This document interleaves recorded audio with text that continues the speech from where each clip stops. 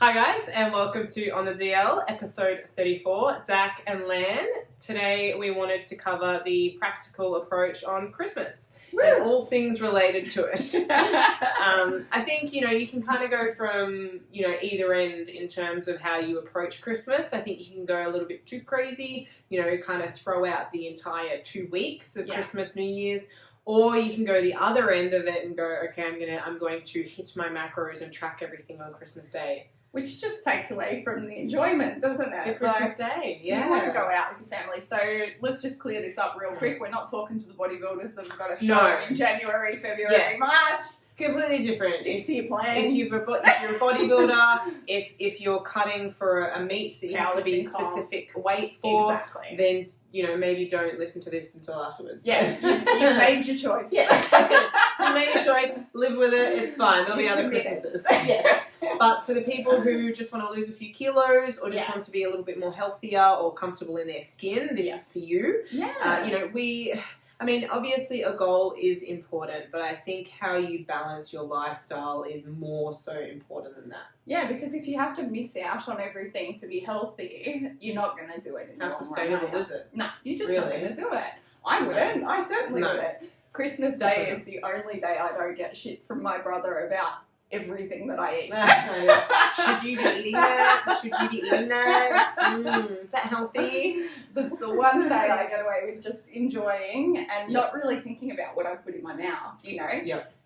It really comes down to understanding what you want to get out of the period, right? So if you've been in a weight loss phase and you don't want to blow out, there are certain things that you need to think about over Christmas. Yes. So I reckon my number one with my clients is pick the days. So what days do you plan to be off plan? Yeah. And try and keep it to that. So rather than letting Christmas Day become Boxing Day become the following and day. That's the same approach I do. That's it. I think when you sit there and go, oh God, I've got dinner on this time, I've got lunch or breakfast on this day, I've got New Year's on this day, it can kind of feel like it's kind of like the whole week, and you go, well, it's too hard. I just won't stick to anything for an entire week. But when you actually sit down and break down, okay, well, over the span of 7 days, I've got 3 social events, but they're only one meal of the day. That's right. Like, you can go out and enjoy it, and you can have, something that's off plan or something you normally wouldn't eat, or maybe a little bit of alcohol and enjoy it, or a bit of cake or something, and then just continue on with the day. It's about avoiding getting into that mindset where I've made a mistake or I've made a choice, so now I'm just keep doing it. Screw the whole lot. Better keep making mistakes. One mistake leads to all the other ones. And the way we usually talk about it is, a chocolate bar might give you a 300 calorie blowout, right? But 300 calories across 7 days is what, 30 something calories a day? Really not a big deal. Your body's not going to notice. No. But if that 300 calories becomes 3,000, all of a sudden we've got a problem. Makes a large dent. We're going to go backwards. Yes. So if the goal is to not go backwards or to continue going forward at a slower rate, you do need to be a little bit mindful. Yeah. Like, there's no tricking your body. Your body doesn't know that Christmas calories don't count. No. We do. It'd be nice. It'd be nice.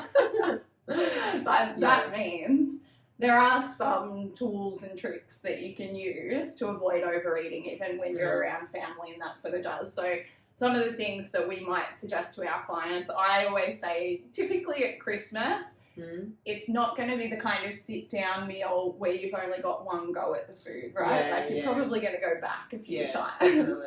So rather than stacking your first plate, choose a small amount of everything that you want to try, because there's always 20 things on the table. Of course. There's always far too much. There's always far. And that's the same thing I do. Like, definitely. Like, at the end of the day, it's like when you go to a restaurant for dinner, you're always going to finish what's on the plate. That's right. So then that's exactly what I say is just, at the end of the day, it doesn't matter what you put on there. Chances are you're probably going to try and finish it. That's it. So you're better off starting with a smaller serving and then having to go back for a little bit less, because you're going to end up eating less. And then you'll go back for the things you actually enjoy rather than finish all of these extra calories. That you didn't really want anyway.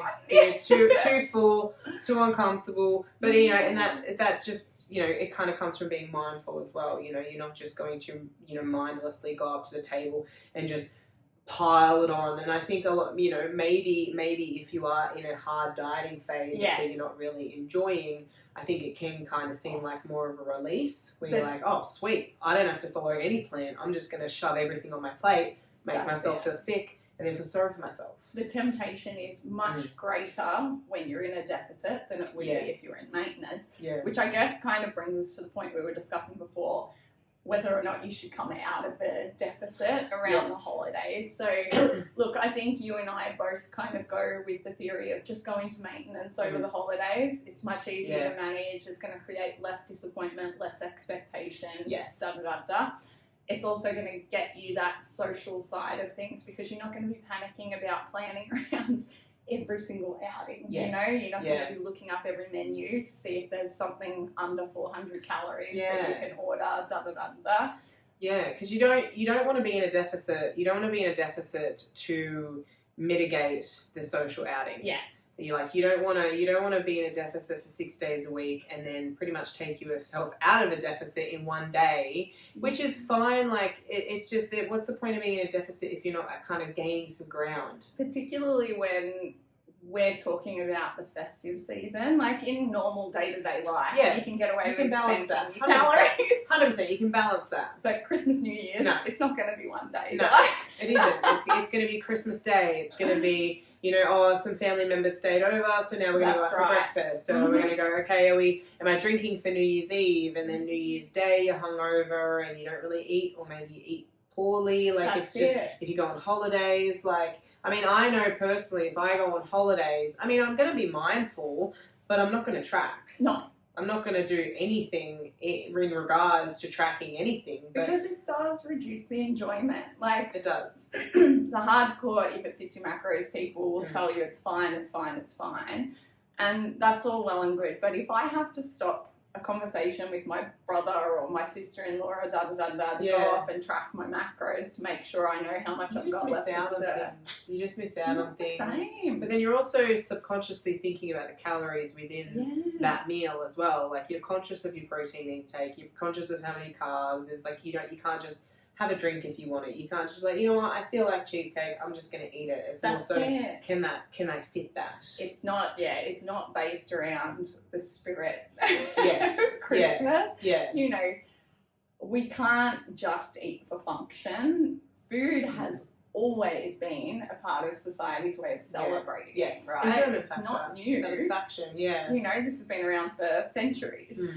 We need to allow it to be a part of our lives again without it being a terrifying experience or without it going the extreme other way where we just can't control ourselves. I think it's that middle ground. It's hard because obviously this is one of the first normal Christmases we've had as well in 2 years. It's even more uncomfortable for a lot of people. Definitely, you know? The temptation. It's very easy to stay compliant when you're locked in your house. It's very easy to stay compliant when you can control the social situations, but you're in a very heightened situation where you haven't seen people in a very long time. Emotions are high, and you just kind of want to be able to go out and enjoy your time together with your family without coming back to reality and weighing 5 kilos heavier. That's it. And the enjoyment factor needs to be there, but if you do have a set goal, it still needs to be in the back of your head, right? This is where going into maintenance can be much more useful because then if you come out at the same weight or if you come out at the same body fat, that's a win. Whereas I guess if you go into the holidays in a deficit and you have maybe 3 or 4 days off plan and you weigh the same, even though you were off plan for most of the time, in the back of your mind, you're still like, I was in a deficit though. Yeah, even though logically you're aware of it, emotionally you're not aware of it. Emotionally you still had that expectation. Yeah. It's so true. I think the other big one that a lot of my clients talk about is alcohol. Yes. Because it's kind of it's just calories, right? Secret. Yeah, that's it. Not quite. So people don't understand, well, calories is part of it, right? Yeah. So every mil of alcohol itself has 7 calories per gram, and that doesn't include the sugar or the fermentation process on our body. It's so complex. It's not just as simple as eating too much bread. Yeah. And you've got, you know, your liver health issues, you've got all of that sort of side of things. But then you've also got the other side of things where when your body is busy metabolizing alcohol, it can't do some of the other things that it would normally Its do. focus isn't. That's it. Yeah. It's taken away. Distracted. So the energy that your body would normally use to undergo glycolysis, for instance, to provide energy for the brain, it can't do that because the NAD is busy, you know, looking after the alcohol breakdown. Yes. So what ends up happening is the brain thinks it's starved and you actually crave more food, even though you've already consumed an extra 1,500 calories in a few cocktails. Your brain is saying, go and eat, go and eat, go and eat. It wants you to pack. Which is why, you know, an end of the night dirty kebab, dirty kebab is so good. So rewarding. But if you are in maintenance or if you are in a surplus, it's not a big deal. But if you're in a deficit, it's definitely going to cause you more problems. And the decision making then is not logical. It's just reactionary. So I mean, you know, I guess with the alcohol stuff, like, you know, it's not a bad thing to be able to enjoy it. I guess it's more so just being mindful about the effects that it has. And try and control your decisions. Try and control yourself. You know, even if you are a heavy drinker, maybe make a goal to only drink, you know, on Christmas Day, and maybe not Boxing Day, or maybe not New Year's, or try and, like, I don't know, I guess bargain with yourself. I guess, you know. I reckon alternating's really good as well. So a glass of red wine, then a glass of soda water. It just slows it down. It also offsets the dehydration. One glass of alcohol, one glass of water. So we're kind of winning on that one. But there's all sorts of different little tricks that you can use, isn't there? Also, you know, it depends on who you're with. Correct. If the people you surround yourself with. That's it. If they're all drinking, you're going to want to drink. If they're not drinking, you're going to be quite content to, you know, sip on your soda water or whatever else. But also, just because everyone else is drinking doesn't mean you have to as well. Definitely. Which is hard, obviously. We are, you know, we are our environment. And I think it's sad that it's still in the community where if you're not drinking, something's wrong. But, you know, that's another topic. I stopped drinking when I was 25. And I think it made everyone else so much more uncomfortable than it made me. I think that's what it is, honestly. I think it makes people question, like, oh, but I'm drinking alcohol. And I mean, I drink, not very often. Special occasions only. But, like, I think, you know, you don't have to go out and drink if other people are. You know, if you don't want to, why force yourself to do shit? That's right. To make other people feel uncomfortable. And it comes down to you should be making your choices for your outcomes, right? And your goals. I didn't feel good when I drank. The next day I would wake up feeling drained, feeling horrible. It would ruin my training for the week. So I was like, nah, not worth it. Not worth it. And then I moved on. I don't judge anyone else who drinks. I don't care what you do. Because it doesn't affect you and vice versa. So I think definitely taking some ownership and going, okay, well, I'm an adult. I make and live with the choices that I make. Just because everybody else is having 2 pieces of cake doesn't mean I have to. Just because somebody else is drinking a whole bottle of wine, I can still only have a glass. That's right. It's just more so about being mindful and taking ownership of our decisions. Absolutely. Your choices are your choices. They're never going to be anyone else's. So just own it. Take it on. Look, I think the main things that we have covered today are really think about whether or not you should be in a deficit going into Christmas. Be honest with yourself. It's unlikely to be a good idea, but, you know, don't take it as a defeat. No, you know? God, no. I think a lot of people look at it as a defeat and go, oh, I'm not strong enough to be in a deficit. God. Like, just assess your personal situation and make the right call. It's being practical at the end of the day, isn't it? It's sort of like saying to yourself, I can either set myself up for failure or I can set myself up for success. You know, I reckon aim for success. It's a very difficult time for everybody. I'm going to eat off plan and I'm the nutritionist, you know, so if I know I'm going to do it, I'm not going to expect different of my clients. 100%, you know? 100%. Definitely. Second was make mindful choices when you go to fill your plate. So start small, and then if you're still hungry or if you really enjoyed something, you can always go back for second. You're not limited. No one's going to slap your hand. No one's going to take your food. You've got all day. That's it. And then alcohol. Alcohol can creep up on you real quick. So the calories alone can longer lasting effects than overeating. That's it. Exactly right. So just think about the choices that are worthwhile for you. If you like a drink, maybe focus more on that. Say, okay, I can have 5 drinks in the day, but I'm not going to go back for 3 serves of dessert. Yes. Yeah. I mean, it's what we have to do to, you know, obviously mitigate the effects of what we do, you know, That's right. over the course of the last few days. Yeah, definitely. Absolutely. Yeah. But I think most importantly, we're just keen for you all to have a happy Christmas. Yes. Yes. Finally, our first normal Christmas. So try and enjoy it. Try and enjoy it.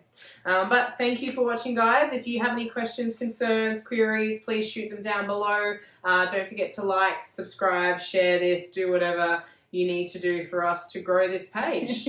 Merry Christmas, Merry Happy Christmas. New Year, and we will see you next year for season 2. Season 2.